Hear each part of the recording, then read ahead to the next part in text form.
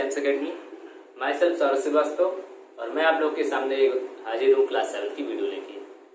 Last class में हम लोगों ने क्वेश्चन नंबर 1 to 4 किया था, ठीक है। और अब हम लोग क्वेश्चन नंबर 5 और उसके आगे बढ़ते हैं। कोशिश करेंगे आज एक्सरसाइज खत्म हो जाए, ठीक है। तो क्वेश्चन नंबर 5 देखते हैं क्या कह रहा है। क्वेश्चन नंबर 5 कह रहा है कि Mohan deposits ₹2000 in his bank account and withdraws ₹1642 from it the next day। कह रहा है क्वेश्चन कि मोहन कोई व्यक्ति है, उसने अपने बैंक अकाउंट में, ठीक है, अगर आज 2000 रुपए जमा किए हैं तो उसने कल क्या किया, 1642 रुपए निकाल लिए। इसको नोट करते चलते हैं क्या क्या डिटेल हमें दिया जा रहा है। तो सबसे पहले लिखा है कि 2000 डिपॉजिट किया, ठीक है, क्या किया, 2000 डिपॉजिट किया और नेक्स्ट डे 1642 क्या किया, विड्रॉ कर दिया। डिपॉजिट मतलब क्या होता है, डिपॉजिट मतलब होता है जमा करना और विड्रॉ मतलब क्या होता है, निकाल लेना, ठीक है। कह रहा है क्वेश्चन कि मोहन ने 2000 रुपए पहले डिपॉजिट किए और फिर 1642 रुपए निकाल लिए हैं, ठीक है। आगे क्या क्वेश्चन कह रहा है, if withdrawal of amount from the account is represented by a negative integer then how will you represent the amount deposit. यानी कि ये जो विड्रॉल अमाउंट है, ठीक है, इसका जो मतलब पैसे निकालना जो है, ये क्या किया, अगर नेगेटिव है, नेगेटिव इंटीजर से हम रिप्रेजेंट करते हैं। जैसे अगर आपके पास ₹a हैं, ठीक है, और उसमें से हमने ₹b निकाल दिए, तो क्या है कि ये ₹b हम क्या करें, निगेटिव से रिप्रेजेंट कर रहे हैं। निकालने का जो पैसा था, निकाला हुआ पैसा, इसे हम माइनस कर रहे हैं, यानी कि ये हमारे अकाउंट से क्या हो रहा है, कम हो रहा है, तो इसे हम निगेटिव से रिप्रेजेंट कर रहे हैं। तो ये जो a है, इसको हम यहाँ पे कौन सा साइन देंगे, कौन सा साइन देंगे, प्लस देंगे, माइनस देंगे, निगेटिव इंटीजर कहेंगे, पॉजिटिव इंटीजर कहेंगे कि जीरो कहेंगे, क्या कहेंगे, ठीक है। तो देखते हैं क्वेश्चन कैसे सॉल्व करना है, ठीक है। तो देखिए, ये जो 2000 रुपए थे, ये क्या हुए हैं, जमा हुए हैं, यानी कि हमारे अकाउंट को इसने क्या किए हैं, जीरो मान लेते हैं, पहले से था हमारे अकाउंट में ₹0 था और उसमें ये 2000 ऐड हुए हैं।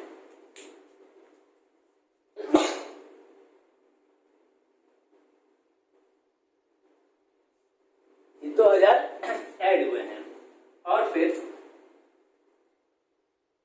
1642 पे ये क्या हुए हैं, निकल गए हैं, यानी कि -1642। ये क्या हुए, कम हुए हैं ना हमारी, ये कम हुआ है। यहाँ थे जीरो पे थे, जीरो से हम यहाँ पे क्या हुए, बढ़े थे और 2000 होने के बाद फिर क्या हुए, कम हुए हैं, हमारे अकाउंट से कम हुए हैं। तो कम होने को हमने रिप्रेजेंट किया नेगेटिव से, तो बढ़ रहा है अमाउंट जो, उसको हम किससे रिप्रेजेंट करेंगे, सीधी सी बात है, पॉजिटिव से। क्यों, क्योंकि जीरो से रिप्रेजेंट कर नहीं सकते हैं और इंटीजर हमारे कैसे होते हैं, पॉजिटिव इंटीजर, नेगेटिव इंटीजर और फिर जीरो होता है। तो जीरो नहीं हुआ, नेगेटिव को हमने कब कहा, जब हमने अमाउंट कम किया है, ठीक है। तो अगर अमाउंट बढ़ा है तो उसे हम क्या कहेंगे, यानी कि उसे हम सीधी सी बात कहेंगे क्या, कि अमाउंट पॉजिटिव था, पॉजिटिव अमाउंट हुआ है, ठीक है। तो ये हमारा क्वेश्चन हो गया। इसको हम लोग नोट कैसे करेंगे, इसे बताते हैं, उसके बाद फिर हम लोग उसके नेक्स्ट पार्ट पे चलते हैं। If withdrawal of amount from the account is represented by negative integer then, ठीक है। क्या क्वेश्चन पूछा था कि जो अमाउंट डिपॉजिट किया है उसे हम कैसे रिप्रेजेंट करेंगे, तो क्या लिखेंगे, the amount deposits will be represented by positive, ठीक है। ये समझ में आया। if withdrawal of amount from the account is represented by negative integer, then the amount deposits will be represented by positive integer. अगर निकाली हुई राशि, निकाला गया हुआ धन अगर नेगेटिव इंटीजर से हम रिप्रेजेंट कर रहे हैं, नेगेटिव पूर्णांक यानी कि ऋणात्मक पूर्णांक से अगर हम रिप्रेजेंट कर रहे हैं, तो जो पैसा जमा किया गया उसे हम किससे रिप्रेजेंट करेंगे? पॉजिटिव इंटीजर यानी कि धनात्मक पूर्णांक। ठीक है। और अगर हिंदी में बात किया जाए तो हिंदी में लिखते हैं यदि निकाली गई धनराशि को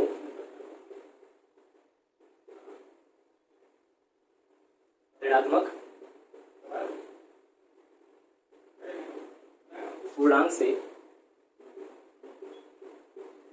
प्रदर्शित किया जाता है तो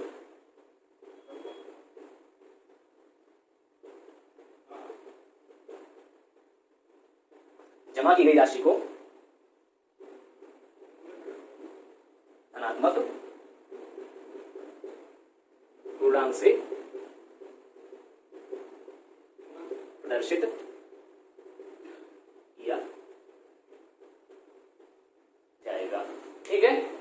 यदि निकाली गई धनराशि को ऋणात्मक पूर्णांक से प्रदर्शित किया जाता है तो जमा की गई राशि को धनात्मक पूर्णांक से प्रदर्शित किया जाएगा।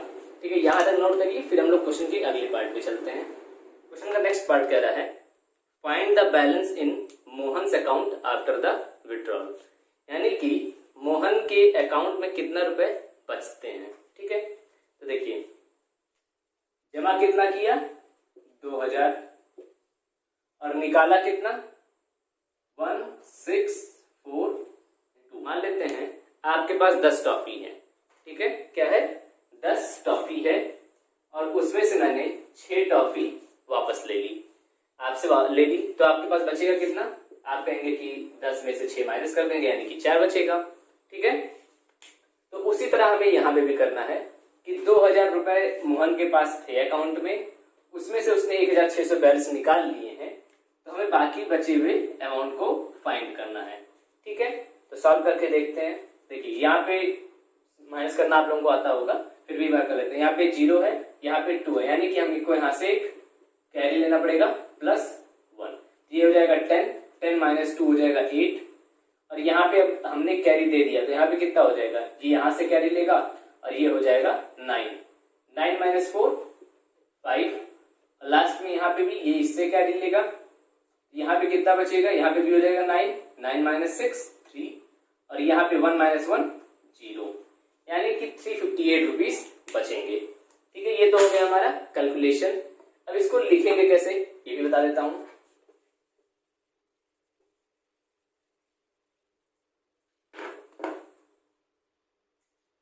क्या लिखेंगे हम? लिखेंगे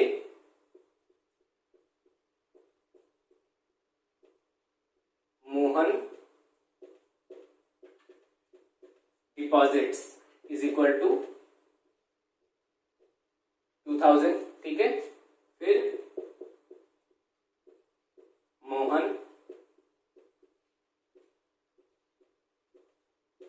विड्रॉज इज इक्वल टू 1642। ठीक है। फिर हम क्या लिखेंगे? Account balance. अकाउंट बैलेंस मतलब कि अकाउंट में कितना बचा है, तो वो लिखेंगे कि 2000 माइनस, ठीक है, 2000 माइनस इतना 1642, और अभी हमने सॉल्व किया, इसका आंसर क्या आता है? 358। और सबसे आगे हम क्या लिखेंगे? रुपीज का सिंबल लगा देंगे, यहाँ पे भी रुपीज और यहाँ पे भी रुपीज। क्लियर है ये चीज? Mohan deposits ₹2000, Mohan withdraws ₹1642 and account balance is equal to 358 rupees. अगर हिंदी में लिखना चाहें तो मैं यहाँ पे आपको बता देता हूँ, यहाँ पे क्या लिखते हैं, ये लिखेंगे मोहन ने जमा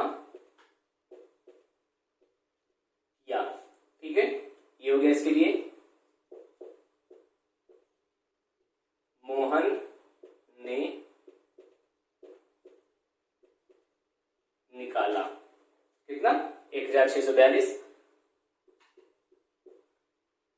लास्ट में यहाँ पे बची हुई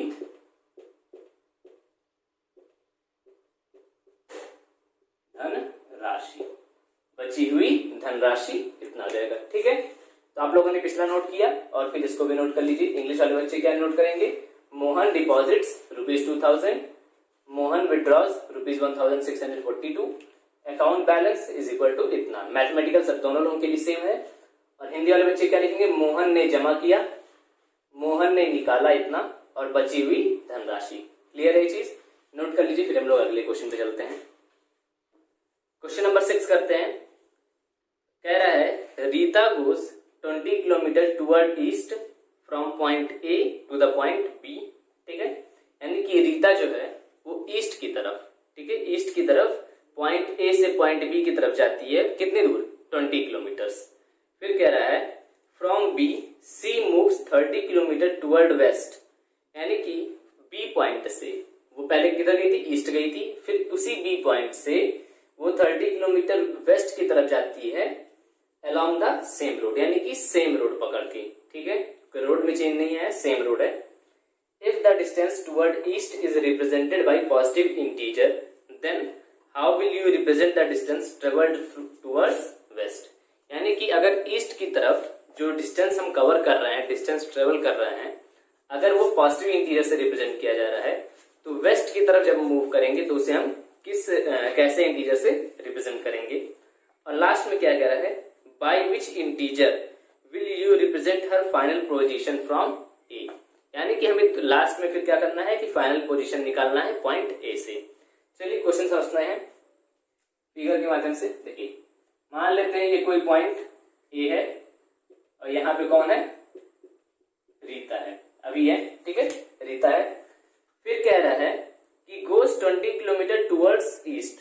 ईस्ट का अगर हम देखते हैं डायरेक्शन, तो ऐसे हम बना लेते हैं, इधर हो गया नॉर्थ, इधर साउथ हो गया, इधर ईस्ट और इधर वेस्ट। ठीक है, तो इधर से क्या हो रही है, ये ईस्ट की तरफ बढ़ रही है, ये हो गया east.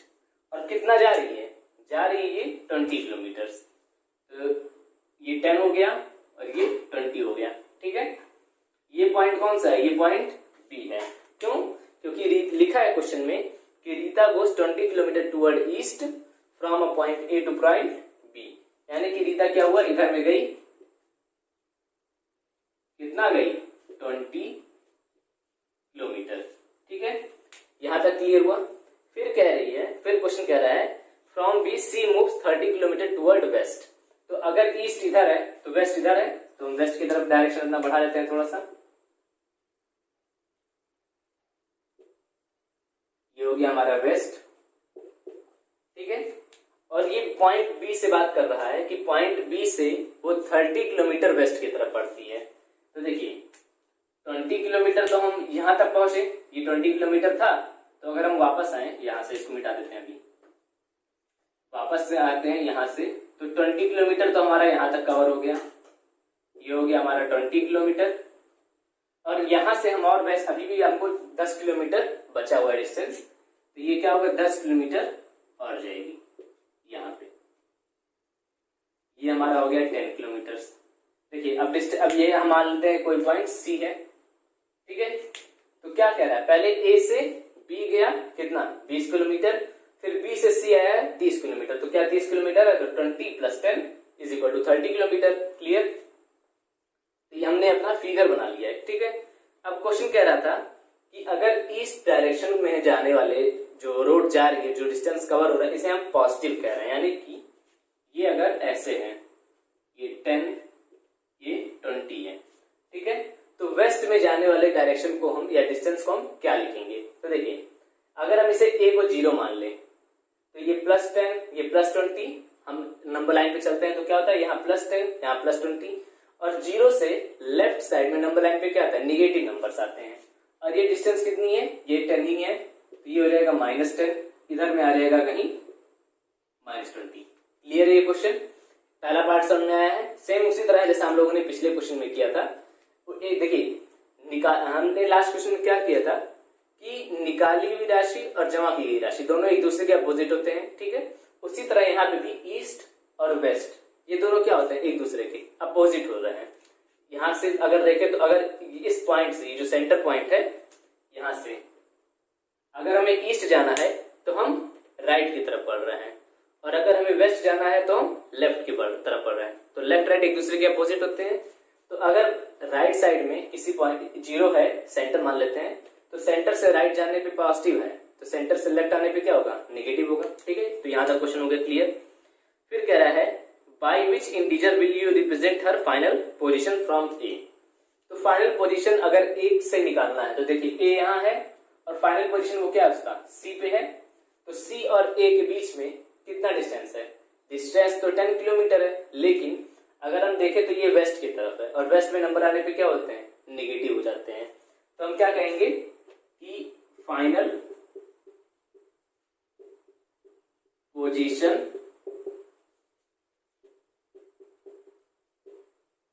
With respect to A. तो अगर ए के रिस्पेक्ट में हमें देखना है, हमें ईस्ट वेस्ट नहीं लिखना है, तो हम क्या लिखेंगे, लिख सकते हैं इसको -10 किलोमीटर, या एक और तरीका क्या लिख सकते हैं, 10 किलोमीटर वेस्ट। लेकिन चूंकि हमें ईस्ट और वेस्ट नहीं लिखना है, ठीक है, क्वेश्चन में हमें क्या कह रहा है कि बाई विच इंटीजर, केवल हमें इंटीजर की बात करनी है, तो हम क्या लिखेंगे, -10 किलोमीटर। क्लियर हुआ ये चीज। तो चलिए ये तो हो गया हमारा समझने वाली बात। लिखना कैसे है ये बताते हैं। ये फिगर आपको बनाना ही है इस क्वेश्चन में, ठीक है। क्या लिखेंगे, the distance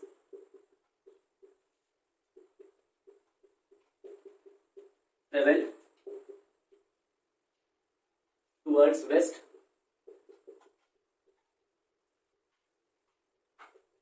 is represented by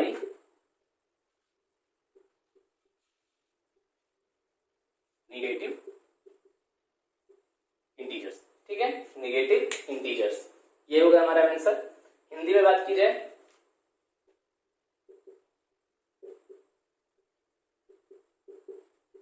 पश्चिम दिशा में तय की गई दूरी को हम ऋणात्मक पूर्णांक से प्रदर्शित करेंगे। क्लियर है चीज। पश्चिम दिशा में तय की गई दूरी को हम ऋणात्मक पूर्णांक से प्रदर्शित करेंगे, और इंग्लिश में The distance traveled toward west is represented by negative integer। Clear है यहाँ तक का, इसको नोट कर लीजिए। फिर हम लोग नेक्स्ट पार्ट जो इसका मेन क्वेश्चन था कि by which integer will you represent her final position from A, इसको हम लोग देखते हैं। तो क्या लिखेंगे यहाँ पे, Rita's final position from A is -10 kilometre. अब देखिए इससे जस्ट पहले भी हम लोगों ने क्या बताया कि वेस्ट डायरेक्शन में जाने वाले डिस्टेंस ट्रेवल किया गया है, उसे हम किससे रिप्रेजेंट किए हैं, नेगेटिव से। तो यहाँ पे अगर हम डायरेक्टली लिख दे रहे हैं कि -10, तो यानी कि हमारा जो डायरेक्शन है, जो डिस्टेंस है वो क्या है, 10 किलोमीटर, और डायरेक्शन क्या है, निगेटिव, यानी कि वेस्ट की तरफ। क्लियर है चीज। और हिंदी में नोट करते हैं इसे, रीता की ए से अंतिम स्थिति -10 किलोमीटर, या हिंदी में लिखते हैं, ठीक है। नोट कर लीजिए इसको भी, रीता की ए से अंतिम स्थिति -10 किलोमीटर है। नेक्स्ट क्वेश्चन पे चलते हैं, क्वेश्चन नंबर 7। क्वेश्चन नंबर 7 क्या कह रहा है, in a magic square each row column and diagonal है द सेम सम, ठीक है। Check which of the following is a magic square. यानी कह रहा है कि एक, जैसे ये बना रहा है,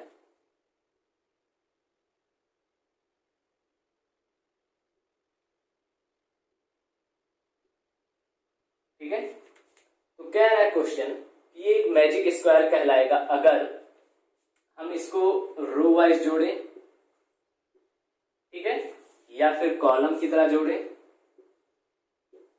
या फिर डायगोनल के, डायगोनल दो हैं, ये दो डायगोनल्स हैं, इन दोनों डायगोनल्स के अगर हम जोड़ते हैं तो हमेशा नंबर्स क्या आएंगे, इक्वल आएंगे। अगर ऐसा होता है तो ये क्या होगा, ये एक मैजिक स्क्वायर कहलाएगा। तो चलिए क्वेश्चन देखते हैं, नंबर क्या क्या दिए हुए हैं, कौन सा दिया हुआ है। हमारे पास दो जो है दिए हुए मैजिक स्क्वायर, दो स्क्वायर्स दिए हुए हैं और हमें उसमें से चेक करना मैजिक स्क्वायर कौन सा है।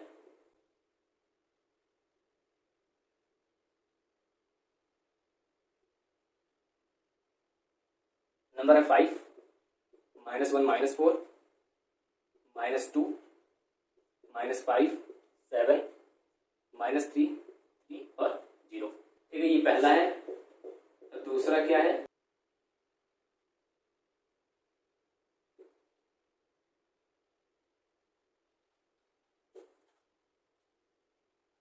दूसरे नंबर है 1 -10 0 1 -10 0 -4 -3 -2 -6 4 और लास्ट में -7।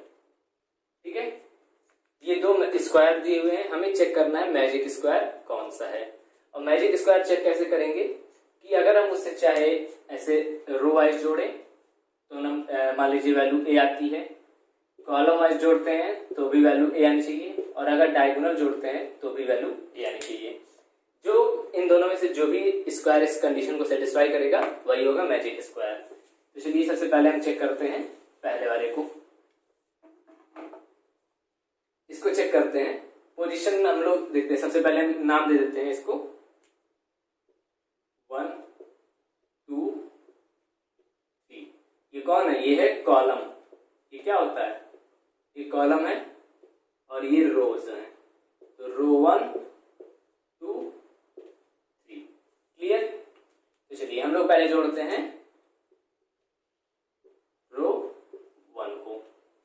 तो रो 1 की वैल्यू देखते हैं क्या है, क्या लिखा है 5 प्लस -1 प्लस -4। तो जोड़ते हैं क्या होगी इसकी वैल्यू, ये हो जाएगा 5 प्लस -1 और इसी तरह -4, यहाँ भी प्लस माइनस।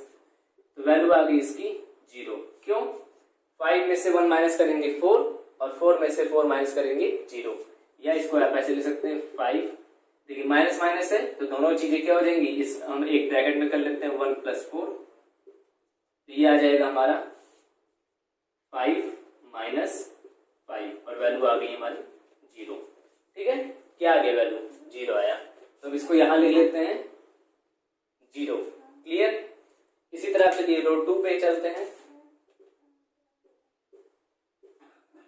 रो 2 पे देखते हैं, ये है -5 प्लस -2 प्लस 7। ठीक है, इसको सॉल्व करते हैं। -5 प्लस माइनस हो गया, इसको सॉल्व किया तो ये आ जाएगा ब्रैकेट के बाहर और ये हो जाएंगे अंदर ऐड, और ये लास्ट में 7 और लास्ट में फिर क्या हो जाएंगे -7 प्लस 7। तो -7 प्लस 7 वैल्यू फिर से 0, ये भी हो जाएंगी 0। ठीक है, ये हो गया, रो 2 का भी हो गया। अब रो 3 चेक कर लेते हैं। रो 3 देखते हैं, लिखा है 0 प्लस 3 प्लस -3। ठीक है, यही है। तो ये हो गया 0 लिखने का कोई मतलब नहीं है, इसको छोड़ देते हैं 0 को यहीं पे।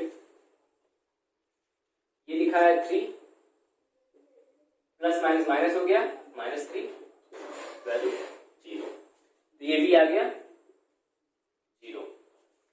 ठीक है, तो ये तो बात हो गई रो की हो गई ये बात। इसको हम लोग नोट कर लेते हैं एक करके ही, ऐसे यहां तक नोट करिए, फिर आगे हम लोग बढ़ते हैं। रो देखिए, रो 1 की बात किया, उसको ऐड किया तो 0 आया। रो 2 की बात की, ऐड किए 0 आया। रो 3 ऐड किए 0 आया। ठीक है, और उसके बाद हम लोग को ऐसे नोट कर लेना है। ये मत नोट करिएगा, ये तो मैंने रिप्रेजेंटेशन दिया है लास्ट में चेक करने के लिए। ये हो जाए, इसको नोट कर लीजिए पहले, फिर हम लोग आगे बढ़ते हैं। यहाँ पे नोट कर लीजिएगा क्या, पार्ट 1। इसका हम लोग सॉल्यूशन देख रहे हैं यहाँ पे। तो नोट कर लीजिए, फिर आगे बढ़ रहे हैं इसको। रो हो गए, अब हम चलते हैं कॉलम की तरफ। तो कॉलम 1 की बात की, कॉलम 1 में क्या आएगा, कॉलम 1 में आएंगे ये तीनों नंबर्स, जोड़ते हैं। लिखा है 5 प्लस -5 और लास्ट में 0। सॉल्व कर लेते हैं। 5 प्लस माइनस हो गया और 0 तो 0 हो गया, तो ये हो जाएगा फिर से 0। क्यों? क्योंकि 5 - 5 0 होता है। तो इसको यहां नोट कर लेते हैं, या ऊपर नोट करते हैं, ठीक रहेगा, नीचे में हमारे आंसर सारा है। तो ये हो गया, इसकी वैल्यू क्या हो गई 0। ये किसकी वैल्यू, इसकी, इसकी, इसकी, इन तीनों को ऐड किया तो क्या आ गया 0। कॉलम 2 पे बात चलते हैं। कॉलम 2 पे देखते हैं, यहां लिखा हुआ -1 प्लस -2 प्लस 3, ये लिखा है। सॉल्व करते हैं इसको, ये आ जाएगा -1 -2 प्लस 3। माइनस को एक साथ लिया, 1 + 2 + 3, सॉल्व किया, आ जाएगा -3 + 3, माइनस प्लस 0, -3 और +3 0 हो गया, इसकी वैल्यू भी आ गई 0। क्लियर? और लास्ट में चलते हैं कॉलम नंबर 3 पे। कॉलम नंबर 3 देखते हैं, क्या लिखा, -4 + 7 + -3। सॉल्व किया, -4 + 7 -3, माइनस वालों को एक साथ किया, वैल्यू आ गई हमारी क्या, -7 + 7 = 0। तो ये वैल्यू भी क्या हो गई, ये भी हो गई 0। ये चीज क्लियर दिख रहा है। कॉलम 1 में ऐड किया, value 0, column 2 value 0, column 3 value 0। इसको नोट कर लीजिए, फिर डायगोनल की तरफ पढ़ते हैं। तो हम लोगों ने क्या देखा कि रो के सारे वैल्यूज 0 आ रहे हैं, कॉलम के सारे वैल्यूज 0 आ रहे हैं। अब डायगोनल पे चलते हैं। तो पहले हम चेक कर रहे हैं डायगोनल नंबर 1। डायगोनल 1 कौन सा है, डायगोनल 1 ये रहा। तो चेक करते हैं, 5 प्लस -2 प्लस -3। चेक करते हैं इसको, क्या आता है, 5 -2 -3। सॉल्व किया, माइनस को एक साथ किया, वैल्यू क्या आ गई, 5 - 5, आंसर 0। क्लियर? अब डायगोनल 2 को चेक करते हैं। डायगोनल 2 कौन सा है, ये रहा डायगोनल 2। वैल्यू क्या है, -4 प्लस -2 और लास्ट में 0। तो ये हो जाएगा -4 -2 प्लस 0, कोई मतलब नहीं है, हटा देते हैं। माइनस को एक साथ, 4 + 2, वैल्यू आ गई -6।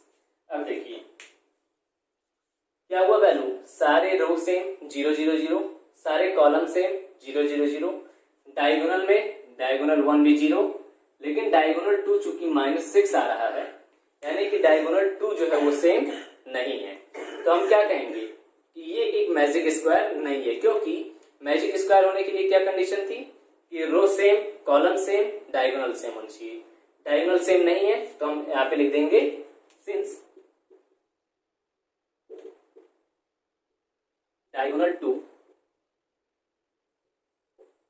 does not have same sum, therefore it is not a magic square। ठीक है, कि चूंकि डायगोनल 2 की वैल्यू सेम नहीं है, तो इसलिए क्या मैजिक स्क्वायर नहीं होगा। ठीक है, तो इसको नोट कर लीजिए। तो ये हो गया हमारा पार्ट 1। अब पार्ट 2 पे चलते हैं। पार्ट 2 बोले तो ये वाला। ठीक है, तो चलिए इसके रो 1 को पहले चेक करते हैं। रो 1 की वैल्यू, रो 1 को चेक करते हैं। रो 1 हमारा कौन सा है, ये वाला, 1 2 3, 1 2 3 और ये 1। ठीक है, तो चलिए नोट करते हैं। ये हो गया 1 प्लस -10 और लास्ट में 0। क्या वैल्यू आएगी, 1 - 10 प्लस 0। तो 1 - 10 यानी कि -9। क्लियर? अब रो 2 पे चलते हैं। रो 2 को सॉल्व करते हैं। ये है -4 प्लस -3 प्लस -2, -4 -3 -2, माइनस ब्रैकेट में लिया 4 + 3 + 2। क्लियर? क्या वैल्यू आ गया? ये आ गया -9। ठीक है, तो रो 2 भी सेम है। रो 3 को चेक करते हैं। रो 3 चेक करते हैं, ये हो गया -6 + 4 + -7, -6 + 4 -7। फिर देखिए समझ में आ रहा होगा ये चीज कि मैंने क्यों जल्दी जल्दी इतना लिखा। प्लस माइनस माइनस होता है, ठीक है, आप लोग इसको नोट कर सकते हैं। फिर आ जाते हैं माइनस वाले को कॉमन लिया, +4 -13 + 4, लास्ट में -9। तो रो वाले तो तीनों सेम है, यानी कि यहाँ आ रहा -9 और ये -9। क्लियर? इसलिए यहां तक नोट करते हैं, फिर हम लोग आगे बढ़ते हैं। कॉलम पे चलते हैं। कॉलम की बात करते हैं। कॉलम में पहला कॉलम नंबर 1। कॉलम नंबर 1 की बात करते हैं। देखिए, तो कॉलम नंबर 1 ये है हमारा, तो ये आ जाएगा 1 + -4 + -6। सॉल्व किया, 1 - 4 - 6, 1 - 4 + 6, 1 - 10 = -9। ठीक है, कॉलम नंबर 1 पे हो गया। कॉलम 2 को चेक करते हैं। कॉलम 2 की बात करते हैं, तो ये -10 + -3 + 4, -10 - 3 + 4।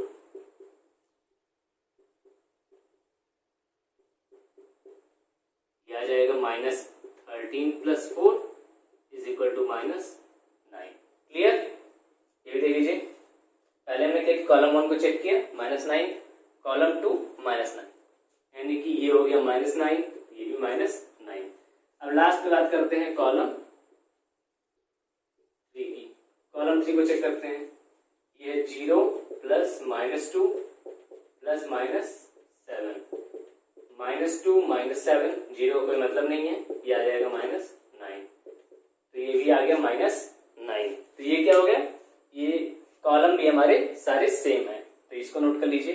फिर हम लोग बढ़ते हैं डायगोनल की तरफ। डायगोनल की तरफ बढ़ते हैं, तो डायगोनल 1 को देखते हैं। डायगोनल 1 कौन सा है?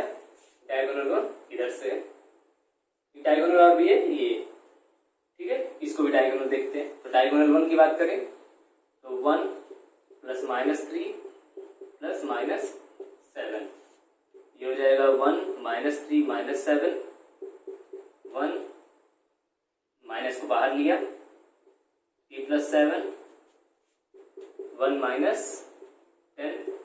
-9। और डायगोनल 2 को देखते हैं, लास्ट वही बचा है। डायगोनल 2 की बात करें तो डायगोनल 2 में देखिए, ये है -0 + -3 + -6। क्लियर? तो 0 का कोई मतलब नहीं है, नोट छोड़ देते हैं इसको।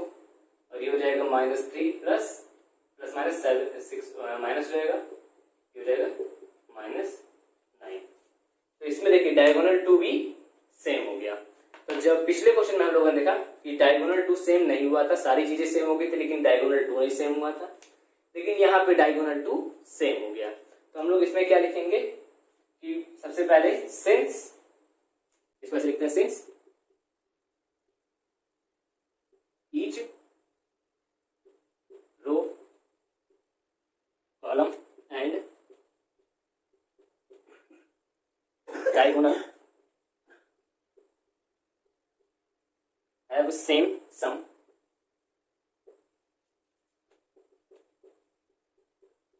therefore it is a magic square। ठीक है, therefore it is a magic square। Note कर लीजिए इसको। तो आज के लिए बस इतना ही, मिलते हैं नेक्स्ट क्लास में। एक्सरसाइज कंप्लीट करेंगे नेक्स्ट क्लास में। तब तक के लिए कीप राइजिंग, गो अहेड।